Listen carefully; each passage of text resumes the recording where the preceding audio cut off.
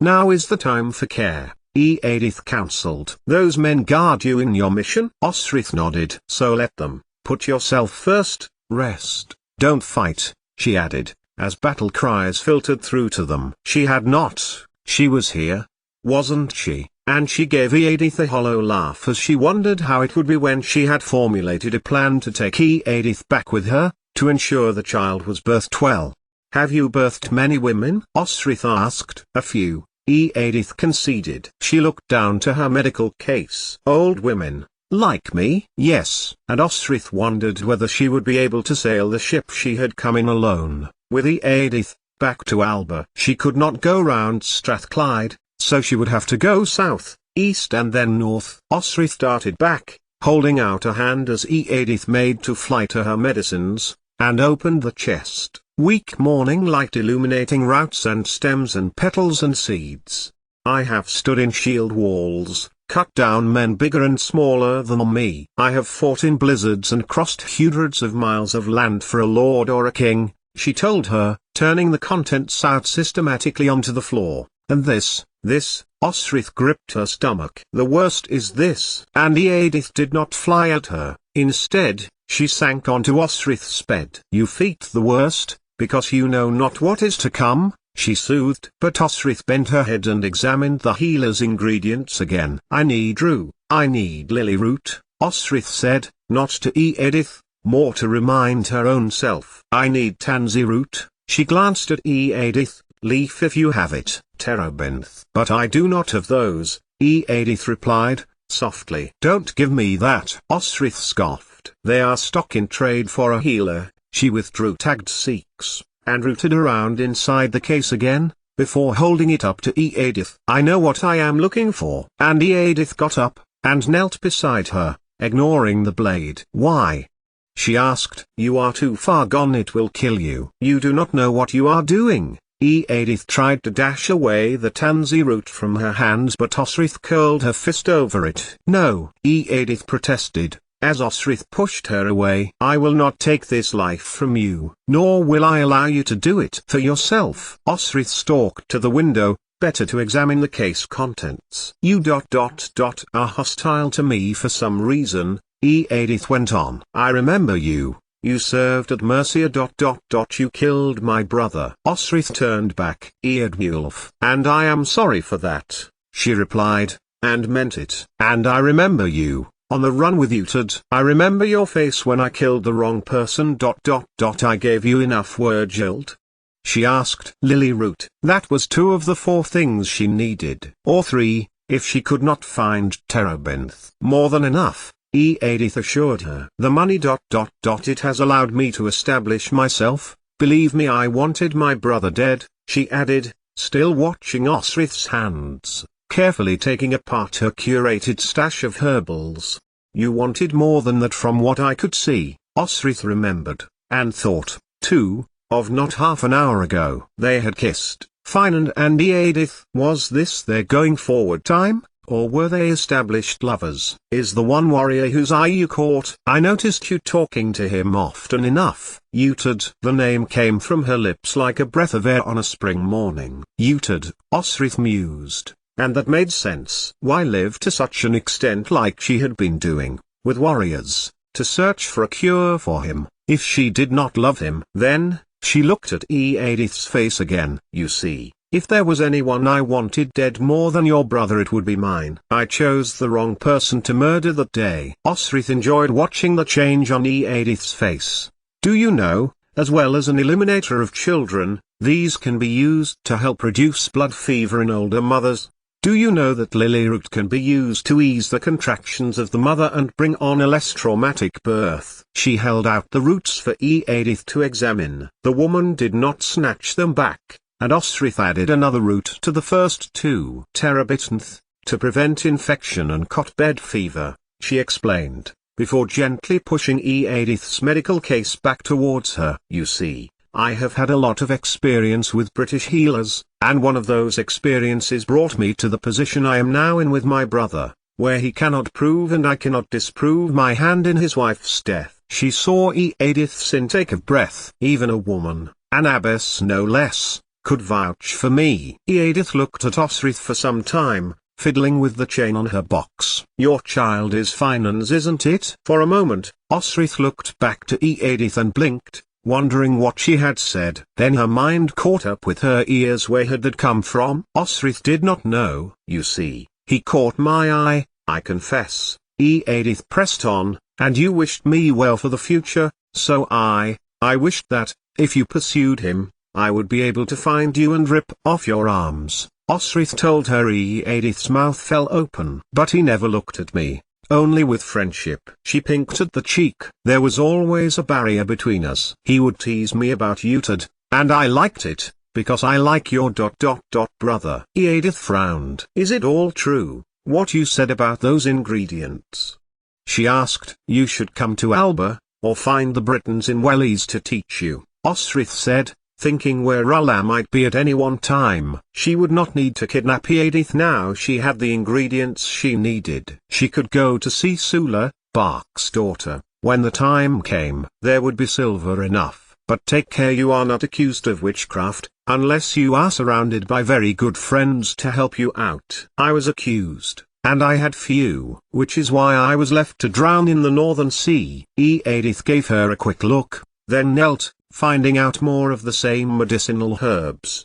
Be careful with these, she said, then saw what Osrith was offering her. Away in the distance a song had begun. Battle was ensuing, the Welsh were singing. No, she declared, I would not hear of it. But Osrith pressed the silver coins into her hand. And I would not hear that my child has been born with the help of medicine that I had not paid for. I am no thief. The woman nodded. Fine. Edith mused. Will you and he not? He is lost to me, Osrith said, simply, as she tucked the herbs into her pack. I had agreed to marry him if he comes for me, but I know he never will. The bond between him and Utad is far stronger than it can ever be with me. I cannot be a third party to his emotional dependence on my brother. But, she nursed her stomach, this child will be born in safety, in Alba, and brought up as a Gale. It is all I can ask from Constantine. Edith bent her head towards Osrith. King Constantine of Alba? I have heard of him,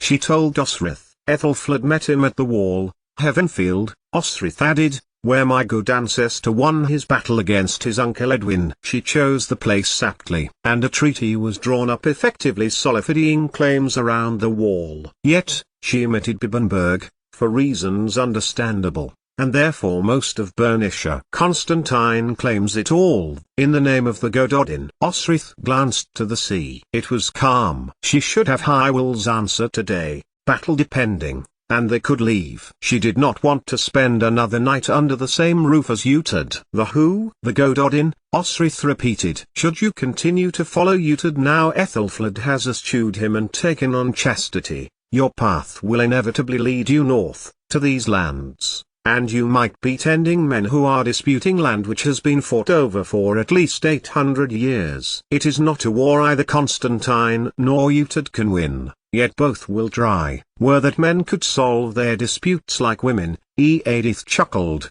taking up her chest. Like the way women become intimately acquainted with one another only to undermine and blackmail them, destroy their reputations, with repercussions rippling out for years at a time. Osrith laughed scornfully. Give me a sword any day. But, not on the day you give birth, Edith replied, shrewdly, and at once, Osrith knew her fears were now boldly on display to the healer, and she felt her own vulnerability. Your sword will be no good on this day, for you cannot fight for your child's life nor your own away, you know. You can't form a shield wall, you cannot challenge the hazards of childbirth to a duel. Edith smiled at her. Can I not? Osrith drew her close. I was 12 years old when I removed my first life from inside me, standing on the beach in Irian. The healer was a Briton. She told me I should not use it, but if I did, how to use it safely. Osrith looked to the horizon. It happened so quickly, and then the sun died. The sun died? Edith echoed, confused. The sun died, and two men, warriors, princes, held me down, violated my body as it was extricating the matter. I know that you know what I mean, she added. And then they tied me to a rock in the sea, As the tide came in, the sun was dying, but it was nothing to do with me. My friend, Domhnall MacDuineal, who is now the High King of Irion, managed to get me out of the water before I drowned. It was only a small lie. Domhnall had indeed been the High King for nearly a decade, and he had hated it, handing the kingship back to Flann Sinna. "You may go," Osrith added. But Edith still stood there, looking shocked. "That happened to you?" Osrith nodded, shrugging. "I have had worse. That day was my first. There have been 6 others since then. I can never contemplate having a child for my life. The only thing that makes me what I am, a warrior, would be over." Except, Osrith touched her stomach again. "They say a healer is one who hears every confession," Edith told her, "and I admit you have me," she said to Osrith. "I lose a part of myself every day," Osrith replied. "But, I am told, I will regain it, if I live." Hence, she gestured to the herbs she had made Edith sell to her. "Even now, day by day, it is a living death. Part of me is wiped away and yet another part." A roar came from the distant battle. "I am told this is what happens. And yet," Osrith went on, "at the time when I could have done away with this child, I found I could not. I find that I can only see a future with me in it and this child, no matter what happens in between it." She broke off, looking at Edith's face. "You're crying." "Yes," Edith agreed, wiping her face on the back of her hand, and her glistening eyes looked at Osrith. "Because I know I will never love the way you love him, wholly, unconditionally." She wiped her face again, and inhaled deeply. "He is fortunate to have your love," she added, and shook her head. "No, I do not, and never have felt even a fraction of that for Finan. He was a friend when I needed one, nothing more. He was the one who teased me over Utad, where I could not see it." "Finan," she mused. "He has made his choice," Osrith replied. "Do not tell him about my coming to you, it will only distract him from supporting Utad in supporting Aethelstan, though I believe I will regret backing Edward's firstborn in the end." Osrith went to grip her sword. "Tell him nothing,"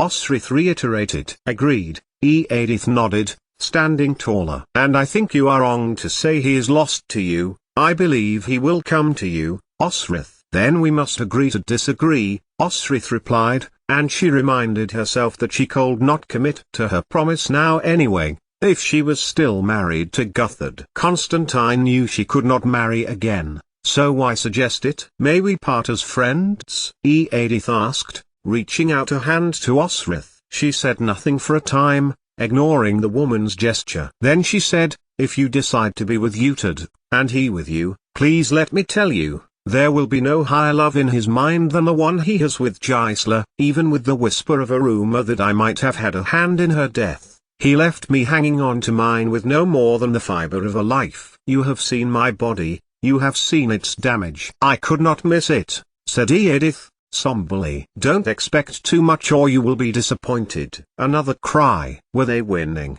the Cymric, and Constantine's men? Osrith's heart lurched, her body yearning to be with them. "What makes me sad is that I am no mercenary. I have not submitted to justice for your brother." "I will take that as a yes," Edith said, brightly, her tear-stained face grubby, tired. "If you please," Osrith conceded. "You are welcome, on my part, to Dunnottar, and in my own country." Alba. She might have said Strathclyde. But Dunnottar, Pitland, Dulriata, all of Constantine's land was dear to her, and they were Alba. And she knew that, by declaring Alba as her land, it implied the land to the wall, all of it. Constantine's objective, his territory claim. "So, you are Lackland no longer," Edith commented. Osrith stood before her, withdrawing Buey and standing with the blade close to her face. "Thamiu Alba," Osrith declared. "Alba, Gabrat. 88,888,888. It was Angus who Osrith found shaking her shoulder as Osrith blinked, muzzily. She had slept for a very long time, or so it would seem, for a whole day had passed, and the battle was over. A smile came over his face, and he hummed a few bars of a song that Osrith vaguely recognized. "We won, of course we won," Angus told her, as she regained her senses. "We drove the Norse away from Abergwaun, and made another fleet of ships turn and flee. Good, Osrith agreed, as she blinked, trying to orientate herself. In the fortress of Hywel, king of Deheubarth, not in a ship with Domhnall and Constantine and Finoli, tagged breaking into song as waves dashed round them.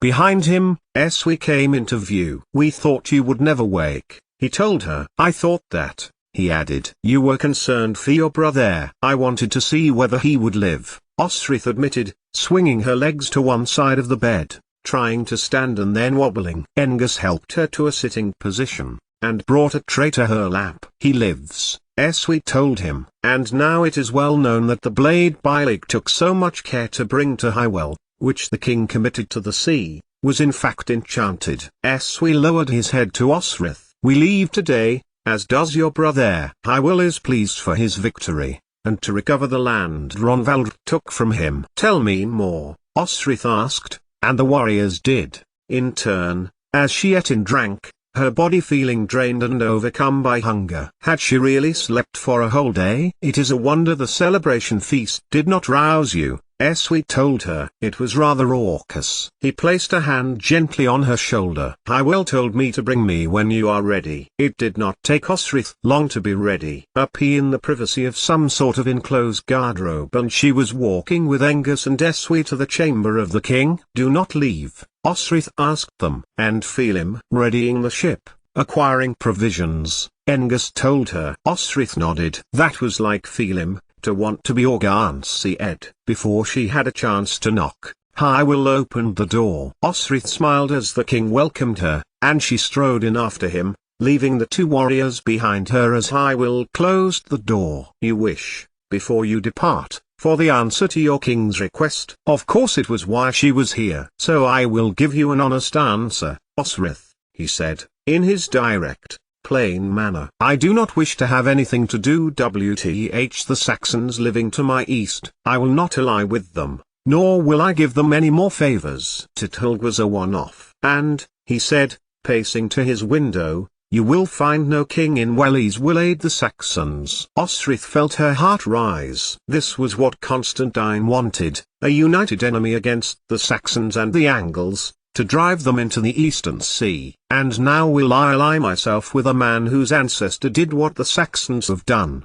push into the Western Isles and taken over the many kingdoms north of the Roman wall. Gales have never ruled traditionally in those lands. They are Cymric lands, and have always been so." Hywel smiled, warmly. "Of course, you know that, Osrith, of the line Aryan, of Coelhen. You are the last princess of our Northerlands, the person whose ancestor controlled both Cumbraland and Strathclyde from the ancient kingdom of Wst, who fought with other Cymric, the Gododin." He took her hand. "Your kin were celebrated in Taliesin's poem. This was why Constantine, and Domhnall before him, have held you close. So, I am to tell him no, no, and never." I will reiterate it. "I will never unite with Alba, and I will advise my sons not to, either." "So," he said to Osrith, "I thank you for your company. Shall I escort you, and your warriors to your ship?" 88,888,888. "He was captured in battle," Bailig told Osrith, as she pointed out a man, broad, blonde-haired, just out of youthhood, looking at a wide-hulled sailing ship at the other end of the quay. Osrith turned to look at Bailig, still not entirely clear on the details of the battle that had raged, that she had not been a part of. "And it seems as if Lydok, Hywel's brother, was keeping captive the warrior Brider, who escaped her prison." "She joined with Ronvald and escaped with him." Utad traded Berg's life for the escape. Typical Utad, Osrith thought, and typical Brider. Osrith looked north, as if she would still see the red and white square-rigged clinker-hulled Norse ships. The still Ronvald and Sigtryg were long gone with her. Osrith would never regret her part in helping Brider escape her cruel conditions. She glanced at her own ship, that they had liberated from the Clyde to come here in the first place. "Berg?" she asked, looking up to Bailig. "Berg Skallagrimson," the priest offered. He swore he had not been part of killing monks and Christians, and knelt and swore an oath to Lord Utad. "Many do," Osrith said, Vaguely, she felt Pylig's eyes upon her. Bergskallagrimson, she echoed. It was a name Osrith would recognize many years in the future in a place she was about to go to. And that was why you brought it? For Utid? The priest shook his head. I did not know that he was going to be there. I was commissioned by Hywel to find it, so it could be disposed of properly. If properly was throwing it out into the sea, then Hywel had disposed of it properly, Osrith thought. Keep talking, Pylig, Osrith thought, keep my mind occupied. I am sorry, for what it is worth, said Pylig. He gripped Osrith tighter, and maneuvered her closer to the cliff top, a blade at her throat. 3 warriors looked up to her. The southwesterly wind butted the ship along. They needed to see she was being held against her will. It was necessary that we tricked them. They know to meet you in the estuary,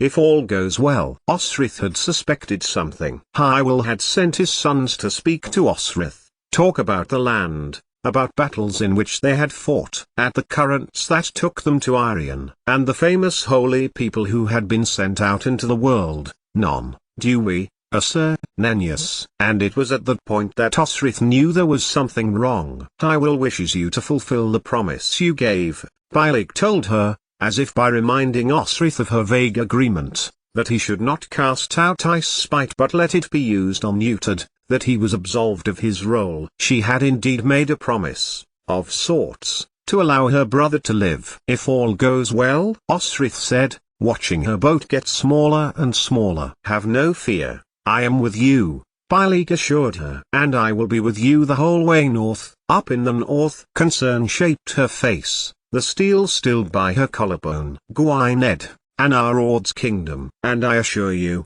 Pylig was at pains to point out, that both you and your child will come to no harm. As long as I do what? Have no fear, Pylig reiterated. Your warriors will meet you at Holywell. And that is in the north, in King Anarod's kingdom. Yes, Pylig nodded. But his knife was not going anywhere. From the deck of the second boat which had just left the quay, Sihtric peered up into the mid-morning sun. Beside him, Edith, her bag beside her, was sitting, rigid, her head not moving. She was staring solidly at the cliff. Who is that, at whom you stare? Sihtric asked. Edith said nothing, just carried on staring at Osrith. I think ... I think, Osrith said, then called to Finan. Finan, you have the best eyesight of all of us. Who is it that Edith is staring at? Finan turned, and looked, and took a step backwards, a booted foot clattering over the anchor painter. She is here and no one told me?